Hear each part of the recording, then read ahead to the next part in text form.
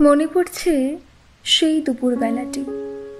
ক্ষণে ক্ষণে বৃষ্টি ধারা ক্লান্ত হয়ে আসে, আবার দমকা হাওয়া তাকে মাতিয়ে তোলে। ঘরে অন্ধকার, কাজে মন যায় না। যন্ত্রটা হাতে নিয়ে বর্ষার গানে মল্লার সুর লাগালেন। পাশের ঘর থেকে একবার সে কেবল দুয়ার পর্যন্ত এলো, আবার ফিরে গেল। আবার একবার বাইরে এসে দাঁড়ালো, তারপরে ধীরে ধীরে ভিতরে এসে বসল। হাতে তার সেলাইয়ের কাজ ছিল, মাথা নিচু করে সেলাই করতে লাগলো।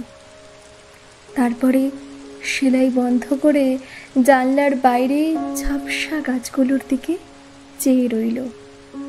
বৃষ্টি ধরে এলো, আমার গান থামলো। সে উঠে চুল বাঁধতে গেল। এইটুকু ছাড়া আর কিছুই না। বৃষ্টিতে, গানেতে, অকাজে, আঁধারে জড়ানো কেবল সেই একটি দুপুরবেলা।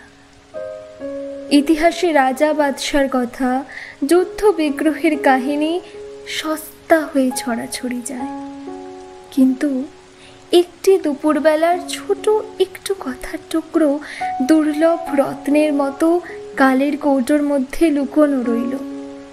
দুটি লোক তার খবর জানে।